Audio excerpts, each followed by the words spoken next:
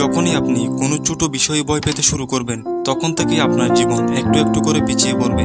তাই আজ আপনাদের সাথে ডিসকাস করব ভয় থেকে মুক্তি পাওয়ার 5টি সহজ সমাধান নিয়ে, যেগুলো অনুসরণ করতে পারলে খুব সহজেই আপনার জীবন থেকে ভয় দূর হতে শুরু করবে। ভয় এমন একটা জিনিস যা আমাদের মনের দরজায় ঠিক তখনই কড়া নাড়ে যখন আমরা নতুন কিছু শুরু করতে চাই। ভয় আমাদের বলে তুই পারবি না, ভয় বলে তুই ব্যর্থ হবি, আর আমরা এই ধরনের মন্তব্যকে মনের অজান্তেই মেনে নিই এবং জীবন চলার পথে থেমে যাই।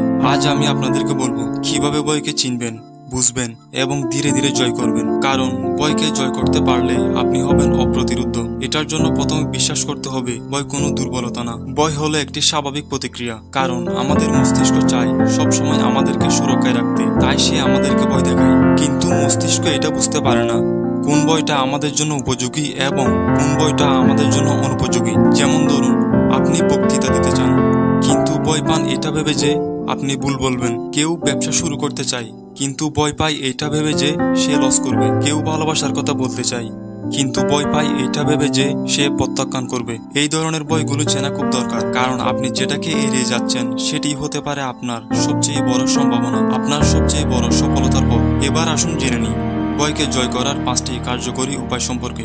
স্টেপ নাম্বার 1, ভয়গুলো লিখে ফেলুন। যখন মস্তিষ্কের ভেতর ভয় থাকে তখন সেটা অনেক বিশাল মনে হয়, কিন্তু আপনি যখন এই ভয়গুলো কাগজে লিখে ফেলেন তখন সেটা আর বিশাল মনে হয় না, আস্তে আস্তে ছোট হতে শুরু করে। প্রশ্ন করুন নিজেকে আপনি কেন ভয় পাচ্ছেন এবং এটার উত্তর খোঁজার চেষ্টা করুন। স্টেপ নাম্বার 2, ছোট ছোট পদক্ষেপে কাজ শুরু করুন। অনেকেই বলে ভয় মুক্তির জন্য ভয়ের মুখোমুখি হতে হবে। এটা ঠিক, তবে এক লাফে নয়। আপনি যদি জনসম্মুখে কথা বলতে ভয় পান, প্রথমে ছোট গ্রুপের সামনে কথা বলুন। আপনার যদি ভিডিও বানাতে ভয় লাগে, তাহলে আগে নিজের জন্য রেকর্ড করুন। যখন মনে হবে আপনি প্রস্তুত, তখন সবার সামনে আপনার মনোভাব প্রকাশ করুন। ছোট ছোট পদক্ষেপ ভয়কে অনেকাংশে কমিয়ে দেয়। স্টেপ নাম্বার 3, ভুল করার সাহস রাখুন।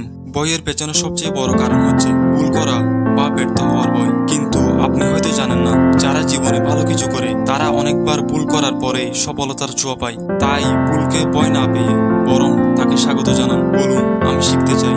স্টেপ নাম্বার 4, পজিটিভ ও সাহসী মানুষের সঙ্গে থাকুন। ভয়ের সময় আশেপাশের মানুষ অনেক বড় ভূমিকা রাখে। যদি আপনার চারপাশে নেগেটিভ মাইন্ডসেটের লোকজন বেশি থাকে, তাহলে তারা আপনাকে আরো বেশি ভয় ডুবাবে। কিন্তু আপনার চারপাশে যদি এমন কেউ থাকে যে বলে তুই চেষ্টা কর, তুই পারবি, তাহলে সেই হবে আপনার সাহসী সঙ্গী। মনে রাখবেন, সৎ এবং সাহসী সঙ্গী আপনাকে সঠিক পথ দেখাতে পারে। স্টেপ নাম্বার 5, নিজের প্রতি বিশ্বাস রাখুন। ভয়ের সবচেয়ে ভালো মেডিসিন হলো নিজের প্রতি আত্মবিশ্বাস।